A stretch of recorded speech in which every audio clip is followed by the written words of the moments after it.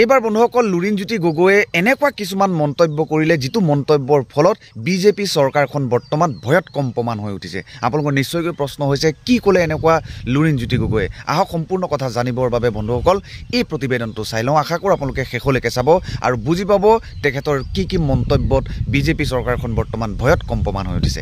এনেকুৱা এগৰাকী ব্যক্তিয়ে মন্তব্য দিছে যিগৰাকী ব্যক্তিৰ বিৰুদ্ধে এটা সময়ত অভিযোগ উত্থাপন কৰিছিল টিকেট দিয়াৰ নামত তেওঁ ধনৰ লেনদেন অবাধ কৰা বুলি বিভিন্ন মহলত অভিযোগ দিছিল। গতিকে তেনেকুৱা এগৰাকী ব্যক্তিৰ কথাত আচলতে আমি ছাত্ৰ সন্থাই উত্তৰ দিয়াৰ প্ৰয়োজনীয়তা নাই। কিন্তু এটা কথা মনত ৰাখিব, ছাত্ৰ সন্থাৰ যিটো কথা কৈছে সেই কথা সকলোৱে জানে যে এতিয়া অসমত কোনে হিন্দু বিদেশীৰ ওচৰত আঁঠু লৈছে।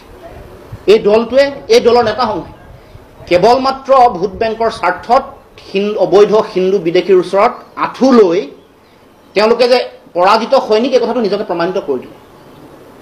এই দল তেওঁলোকৰ বিভিন্ন ব্যক্তিয়ে এসময়ত তেওঁলোকে কৈ থকা যিবোৰ কথা সেইবোৰ কথা এতিয়া যে কোনো তাৰ গুৰুত্ব নাই আৰু সেইবোৰৰ বিপৰীতে অৱস্থান কৰিছে এই কথাটো প্ৰমাণিত হৈ গৈছে। আৰু এটা কথা মনত ৰাখিব যে কংগ্ৰেছ আৰু বিজেপিৰ কোনো চৰিত্ৰগত পাৰ্থক্য নাই।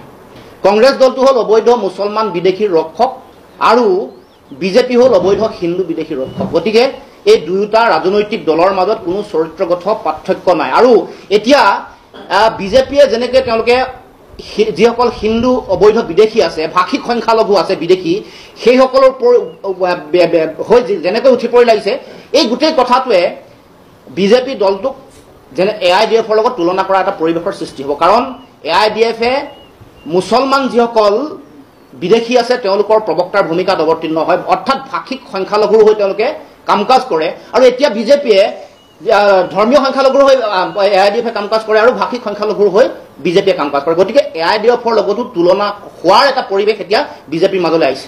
গতিকে এই গোটেই কথাবোৰ অসমৰ জনসাধাৰণে চাই আছে আৰু সেইকাৰণে তেওঁলোকৰ নিজৰ দুৰ্বলতা থাকিবৰ কাৰণে, কাৰণ নেডাৰ যি অধিৱেশন আছিল এই অধিৱেশনত অসমৰ মুখ্যমন্ত্ৰীয়ে নাগৰিকত্ব সংশোধনী বিধেয়কৰ বিৰুদ্ধে অত্যন্ত লজ্জাজনকভাৱে এটা মন্তব্য আগবঢ়ালে। তেওঁৰ দাঁতি কাষৰীয়া জিলাসমূহৰ যিসকল মুখ্যমন্ত্ৰী আছিলে তেওঁলোকে সাহসেৰে ইয়াৰ বিৰোধিতা কৰিলে। বিৰোধিতা কৰি নাগৰিকত্ব সংশোধনী বিধেয়কে উত্তৰ পূৰ্বাঞ্চলৰ জনসাধাৰণলৈ কেনেকুৱা ভয়াৱহ পৰিৱেশ সৃষ্টি কৰিব পাৰে সেই সম্পৰ্কত স্পষ্টভাৱে উল্লেখ কৰিছে।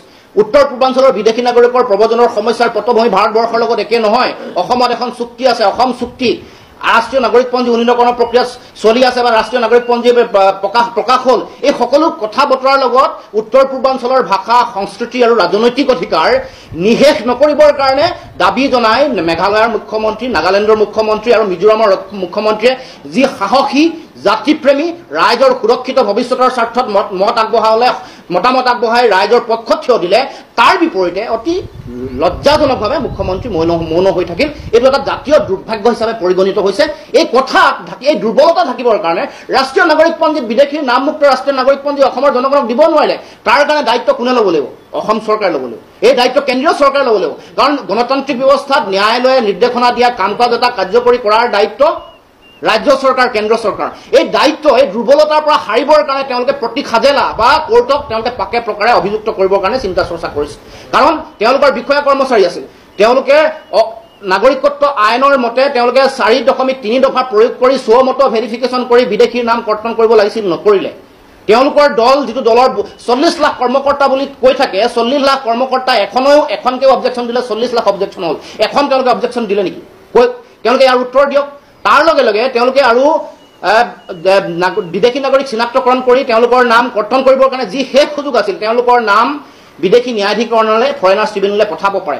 তেওঁলোকৰ নাম ফৰেনাৰ্ছ ট্ৰিবিউনেলে পঠোৱাৰ লগে লগে তেওঁলোকৰ নাম ভোটাৰ তালিকাৰ পৰা কৰ্তন হয়, তেওঁলোকৰ নাম ৰাষ্ট্ৰীয় নাগৰিকপঞ্জীৰ পৰা কৰ্তন হয়। কিন্তু তাকে তেওঁলোকে নকৰিলে। যোৱা বৰ্ষটোত কেৱল মাত্ৰ 75 গৰাকী বিদেশীৰ নামহে ফৰেনাৰ্ছ ট্ৰিবিউনেলে পঠালে। গতিকে এই গোটেই কথা বতৰাবোৰ দুৰ্বলতা থাকিবৰ কাৰণে উচ্চতম ন্যায়ালয়ে তেওঁলোকক বাৰণ কৰা বুলি মানুহৰ মাজত মিছা অপপ্ৰচাৰ কৰে। উচ্চতম ন্যায়ালয়ে বাৰণ কৰাৰ কথাটোৰ মূল কনটেক্সটো হ'ল, মূল বিষয়টো হ'ল মুখ্যমন্ত্ৰীয়ে এটা দিন ঠিক কৰি দিছিলে যিটো সমগ্ৰ ভাৰতবৰ্ষৰ পেপাৰসমূহত আহিছিল যে ইমান তাৰিখৰ ভিতৰত ৰাষ্ট্ৰীয় নাগৰিকপঞ্জী প্ৰকাশ হ'ব।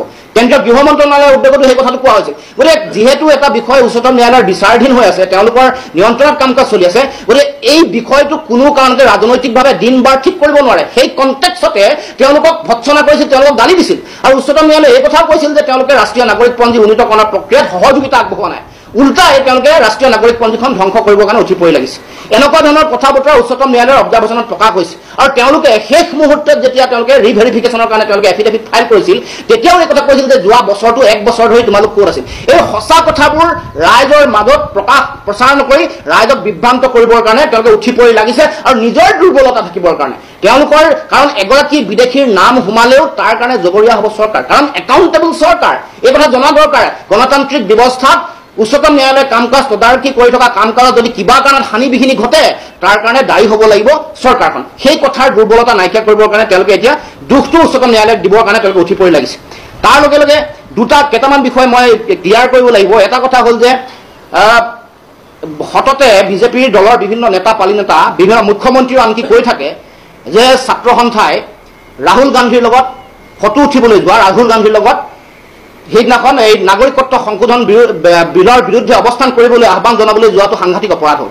আমি মুখ্যমন্ত্ৰীক প্ৰশ্ন কৰিব খুজিছোঁ, মুখ্যমন্ত্ৰীয়ে সদৌ অসম ছাত্ৰ সন্থাৰ সভাপতি হৈ থাকোঁতে সোনিয়া গান্ধীক দলে বলে মমিনুল আৱাল নামৰ এগৰাকী প্ৰাক্তন ছাত্ৰ সন্থাৰ কৰ্মকৰ্তাৰ সৈতে এটা দল লৈ যেতিয়া সোনিয়া গান্ধীক লগ কৰিছিল, তেওঁৰ লগত কথা বতৰা পাতিছিল, তেতিয়া মুখ্যমন্ত্ৰী সৰ্বানন্দ সোণোৱালে অবৈধ বিদেশীৰ ওচৰত কংগ্ৰেছৰ ওচৰত আঁঠু লৈ আহিছিল নেকি? এই প্ৰশ্নৰ উত্তৰ মমিনুল আৱাল ডাঙৰীয়া আৰু তেওঁলোকৰ কৰ্মকৰ্তাসকলে মুখ্যমন্ত্ৰী আৰু হিমন্ত বিশ্ব শৰ্মাক সোধক এই প্ৰত্যাহ্বান ছাত্ৰ সন্থাই জনাইছে।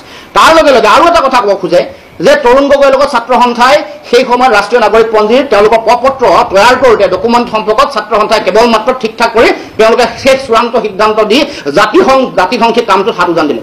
যিসকলে এই কথা বতৰাবোৰ কৈ থাকে হয়তো তেওঁলোকৰ স্মৃতি বিভ্ৰাট হৈছে বা স্মৃতি বিভ্ৰম হৈছে, নতুবা বয়সৰ কাৰণে তেওঁলোকৰ স্মৃতি শক্তি ক্ষয় হৈছে। কাৰণ সেই সময়ত বিভিন্ন দল সংগঠনৰ লগত অসম চৰকাৰে আলোচনা বিলোচনা কৰাৰ কথা সকলোৱে দেখিছে। ছাত্ৰ সন্থা আন ৰাজনৈতিক দল, আন জাতীয় জনগোষ্ঠীয় দল সংগঠনৰ লগত আলোচনা বিলোচনা মৰ্মেহে কিমান বিধ ডকুমেণ্ট ফাইনেল হ'ব, কেনেকুৱা ধৰণৰ মডেলিটি তৈয়াৰ কৰা হ'ব সেই সম্পৰ্কত সিদ্ধান্ত গ্ৰহণ কৰা হৈছিল। গতিকে এই কথা বতৰাবোৰৰ যোগেদি মানুহৰ মাজত সদৌ অসম ছাত্ৰ সন্থাৰ ভাৱমূৰ্তি ম্লান কৰিবৰ কাৰণে এই ষড়যন্ত্ৰত লিপ্ত হৈছে এই ব্যক্তিসকল। আৰু এটা কথা স্পষ্ট, ছাত্ৰ সন্থাই কাৰো অভিভাৱকত্ব, কাৰো কোনো ধৰণৰ মন্ত্ৰণালয় ছাত্ৰ সন্থা নচলে। অসমৰ ৰাইজ ছাত্ৰ সন্থাৰ অভিভাৱক আৰু ছাত্ৰ সন্থাই আগন্তুক দিনত জাতীয় জীৱনৰ সুৰক্ষিত ভৱিষ্যতৰ স্বাৰ্থত যি স্তৰলৈকে লাগে গণতান্ত্ৰিক এই ব্যৱস্থাৰ মাজত ভাৰতীয় সংবিধানৰ গণ্ডিৰ মাজত থাকি সকলো প্ৰকাৰৰ গণসংগ্ৰামৰ কাৰণে ছাত্ৰ সন্থা সাজু হৈ আছে। অসম, উত্তৰ পূৰ্বাঞ্চল আৰু সমগ্ৰ ভাৰতবৰ্ষ জুৰি এই গণসংগ্ৰাম হ'ব। গতিকে এই কথা স্পষ্ট কৰি পঠাব কৈছোঁ, ছাত্ৰ সন্থা যেনেকৈ বিজেপিয়ে অবৈধ হিন্দু বিদেশীৰ ওচৰত আঁঠু লৈ কেৱল মাত্ৰ ভোট বেংকৰ স্বাৰ্থত জাতীয় জীৱনত পৰাজিত সৈনিকেই নহয়, জাতীয় জীৱনৰ আটাইতকৈ ট্ৰেজিক তেওঁলোকে মানুহ হিচাপে জাতীয় জীৱনৰ অত্যন্ত গুৰুত্বপূৰ্ণ এই গোটেই বিষয়টোত তেওঁলোকে যে আত্মসমৰ্পণ কৰিলে, তেওঁলোকৰ ভোট বেংকৰ স্বাৰ্থত যে হাত উজান দিলে, এই কথাটোৱে জাতীয় জীৱনলৈ যে অমানিশা কঢ়িয়াই আনিব তাৰ কাৰণে তেওঁলোকে মূলভাৱে দায়ী হ'ব। সেই কথাটো লুকুৱাই ৰাখিবৰ কাৰণে এনেকুৱা ধৰণৰ কথা বতৰা অৱতাৰণা কৰিছে। আৰু এটা কথা কৈ থব খুজিছোঁ, যিসকল ব্যক্তিয়ে অবৈধ মুছলমান প্ৰব্ৰজনকাৰীৰ বিৰুদ্ধে কৈ থাকে, সেইসকল ব্যক্তিয়ে গোটেই বিষয়টো বিদেশীৰ বিষয়টো হিন্দু মুছলমানৰ নামত ভাগ কৰিব খোজে। ছাত্ৰ সন্থাৰ স্পষ্ট কথা, বিদেশীয়ে সি হিন্দু হওক, মুছলমান হওক, শিখ হওক, জৈন হওক, যিয়ে নহওক লাগিলে এইখন অসমত 71 চনৰ 25 মাৰ্চৰ পিছত বিদেশী যাব লাগিব। আৰু যিসকল ব্যক্তিয়ে এনেকুৱা ধৰণৰ কথা বতৰা সংকীৰ্ণতাৰ কথা বতৰা ক'ব পাৰে, সেইসকলে কেতিয়াও সদৌ অসম ছাত্ৰ সন্থাৰ পবিত্ৰ মজিয়াৰ পৰা যদি তেওঁলোক গৈছে, সদৌ অসম ছাত্ৰ সন্থাৰ এই পবিত্ৰ পতাকা আৰু সংবিধানৰ প্ৰতি যিটো থাকিব লগা শ্ৰদ্ধাশীলতা নাছিল। আৰু এই মমিনুল আৱাল নামৰ যিগৰাকী ব্যক্তি আছে, এইগৰাকী ব্যক্তিয়ে দলৰ মুখপাত্ৰৰ পৰা খেদা খোৱা এগৰাকী ব্যক্তি আচলতে ছাত্ৰ সন্থাৰ সেই সময়ত দায়িত্বত থাকিলেও আমাৰ আজি সন্দেহ হৈছে তেওঁৰ কথা বতৰাৰ পৰা তেওঁ সেই সময়ত হয়তো আমচুৰ লগত ভিতৰি সনাপতুকা কৰি আছিল, নতুবা তেওঁ কোনোবা সাম্প্ৰদায়িক শক্তিৰ লগত সনাপতুকা কৰি থকাৰ কাৰণে। কাৰণ কোনো ছাত্ৰ সন্থাৰ মঞ্চ ত্যাগ কৰি যিকোনো ধৰণৰ ৰাজনৈতিক দলত তেওঁলোকে অংশগ্ৰহণ কৰা কোনো ব্যক্তিয়ে এনেকুৱা ধৰণৰ সংকীৰ্ণ ধৰ্মান্ধ মানসিকতাৰ বক্তব্য ৰাখিব নোৱাৰে। কাৰণ কেৱল মাত্ৰ অবৈধ মুছলমান বিদেশীৰ কথাই কৈ থকা এইসকল ব্যক্তিয়ে আচলতে ছাত্ৰ সন্থাৰ আদৰ্শ, ছাত্ৰ সন্থাৰ মৰ্যাদা, ছাত্ৰ সন্থাৰ সংবিধান এইবোৰ ভৰিৰে বহাই তেওঁলোকে ভিতৰুৱাকৈ আমচু নতুবা আন সাম্প্ৰদায়িক শক্তিৰ লগত সেই সময়তে তেওঁলোকে সনাপতুকা কৰিছিল, হাত মিলাইছিল। আৰু সেইকাৰণে আজি এনেকুৱা ধৰণৰ মন্তব্য তেওঁলোকে